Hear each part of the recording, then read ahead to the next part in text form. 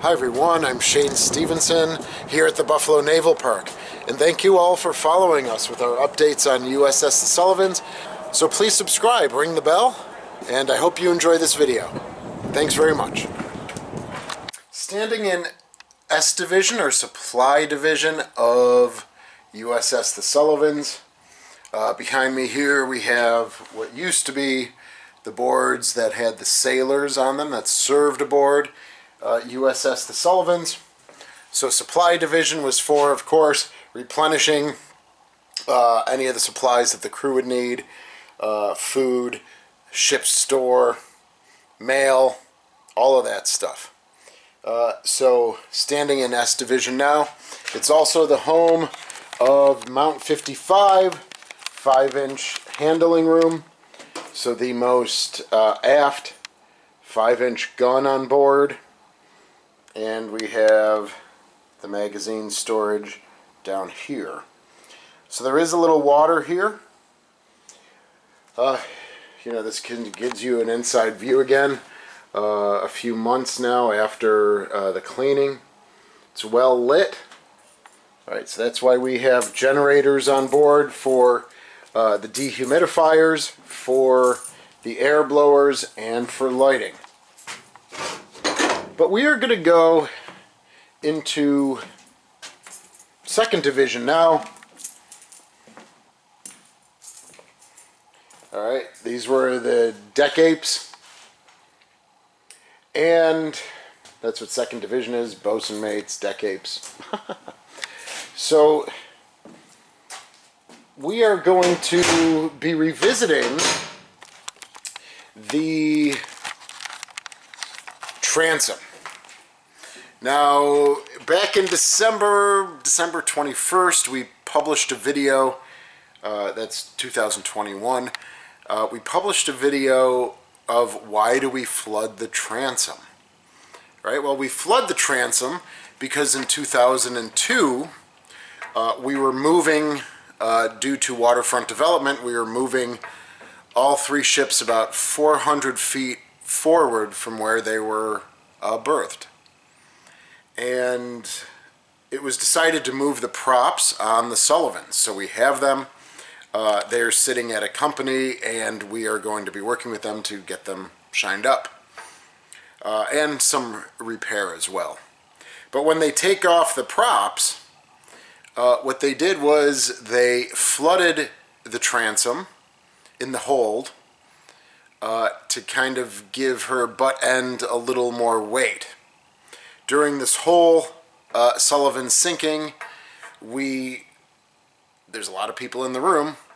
It was our understanding that the company would remove the water that was here in the Transom and then fill it with some other product to keep her weight on the butt end of the ship down.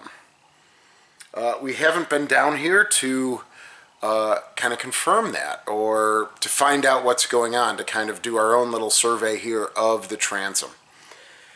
So right now we're on the first platform of USS The Sullivans. Of course, with the construction of a destroyer, there's a first platform, second platform, there is a third platform, and then the hold up forward near the blade and the bow and the forecastle. But as you move back, the shear line changes, and so really in the back of the ship there is only the first platform and then the hold. So the second platform goes away and the third platform goes away, and that's why they're called platforms. All right, so right underneath us here, right underneath us is the hold, right above us is the main deck. So here we have, again, this is where I'll be focusing on the hatches here, these 3 doorways, 1, 2, 3. We have this bulkhead here, which continues down to the hold, and it is a transverse bulkhead.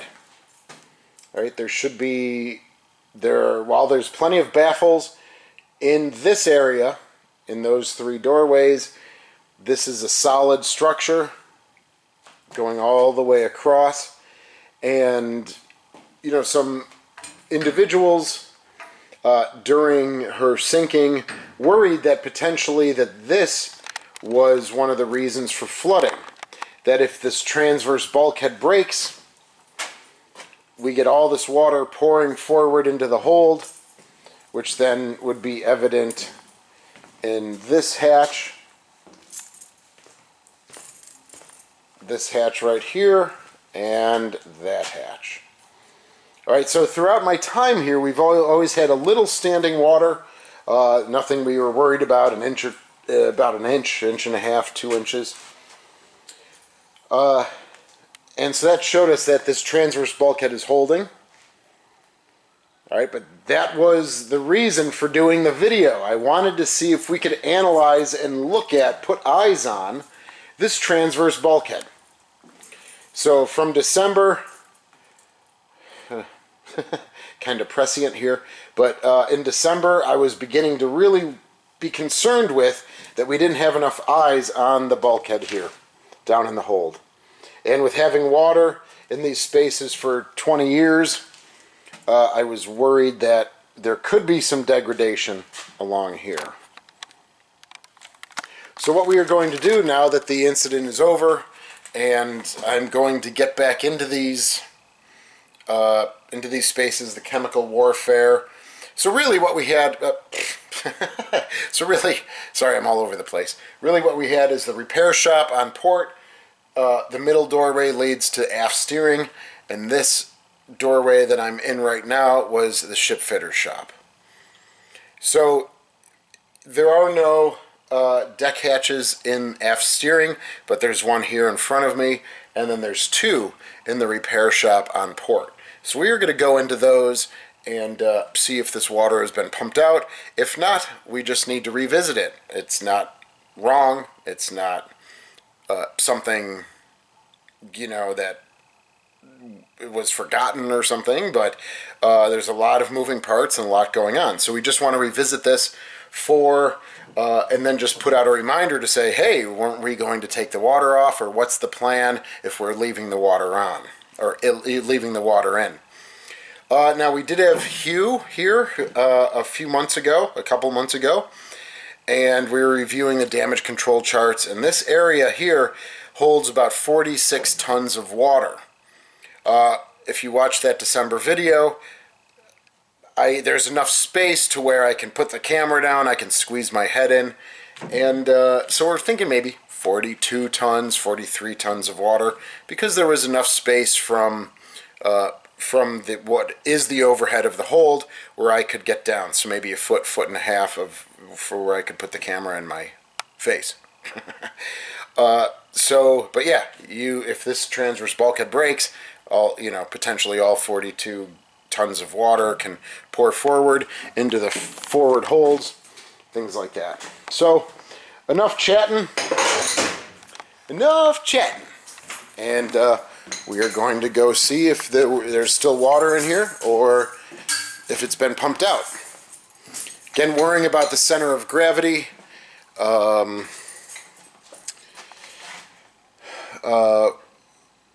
Worrying about the center of gravity, worrying about her in the winter time with the center of gravity so high. We also have some concern, obviously, for the center of the ship in the 2 fire rooms, the 2 engine rooms. So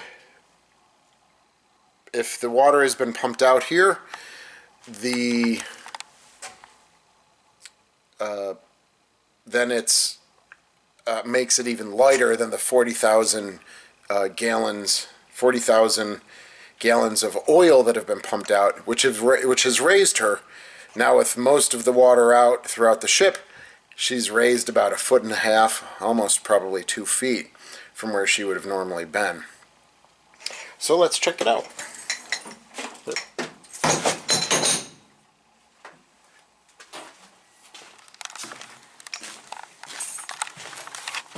So here's the repair shop, and as you'll see, I've already opened the hatch here, and we still have standing water. Now, I mean, I'm going from memory, but if you compare this to the December video, it's a little higher. So that is surprising to me. Interesting. So that's a little surprising to me. But I can't remember this particular deck hatch, specifically how high the water was. But it'd be a good comparison. So if you go back to that video, I'm kind of scrunched in here with Andrew, and you can kind of compare to where it is right now. Probably it's right about there. So, you know, maybe about 11 inches, 12 inches away from the absolute top of the hatch. Maybe about a foot.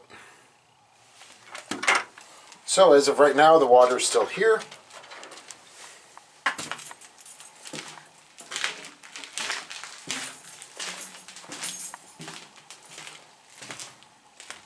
And here we go. This is the chemical warfare hatch on board the Sullivans. Again, still with the water here.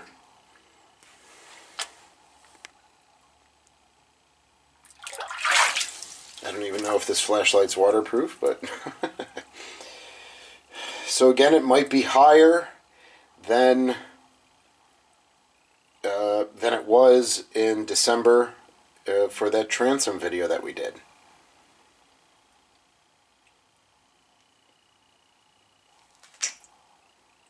All right, you can hear the silence. It's only me on board below deck right now, so. And that allows us to hear if there's any water flow or water movement. And I don't hear a thing.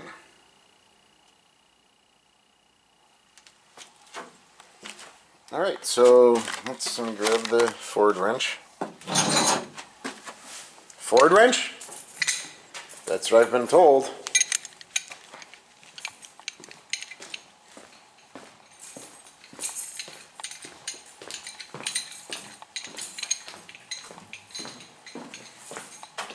So 2 down, 2 full.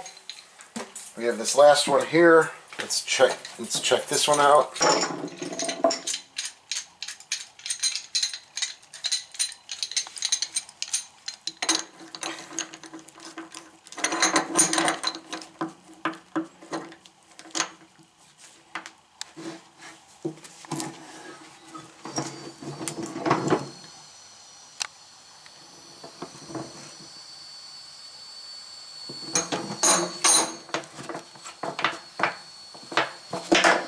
Okay, that was pretty airtight.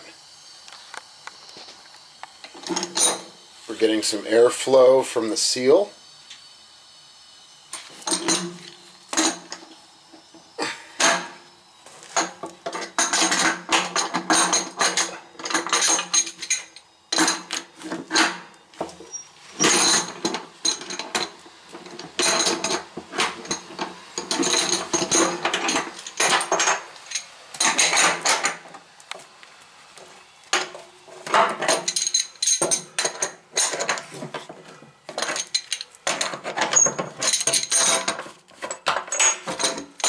And that's the way it should be. I can only assume now that there is water in here.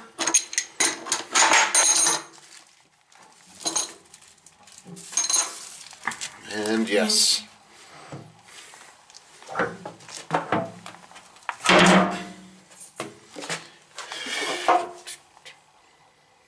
So again, this was the one in the December video. I was really able to stick my head down here and take a look around.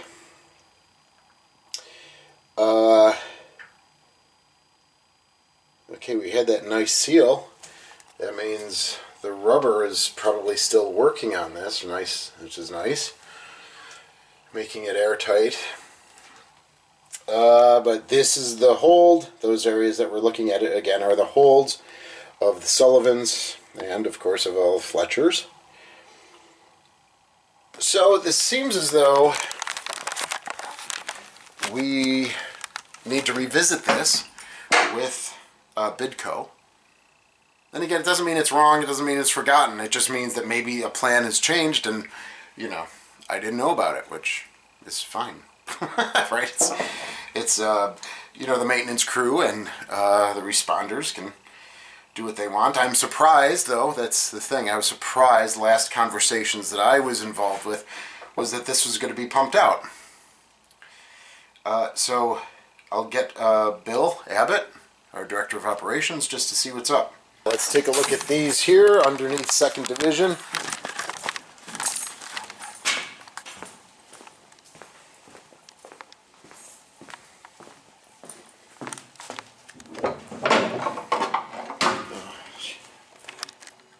And good.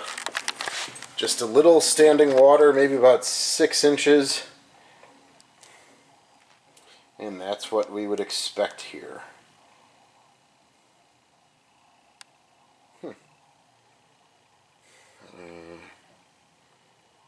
All this rust, that's what worries me.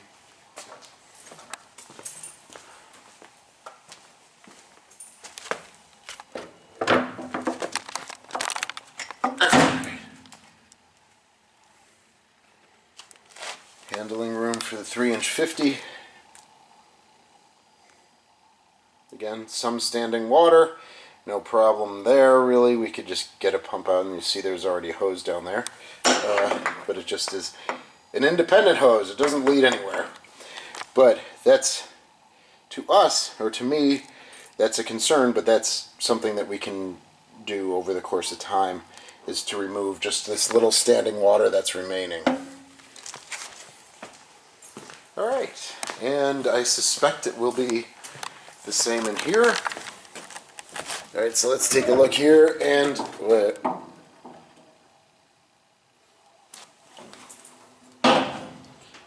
no.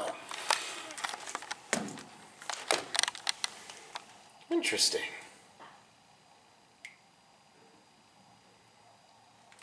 Well, I'm kind of, well, I'm a little speechless. So now we also need to find out if this is intentional. Okay. If this was an intentional flooding for stability.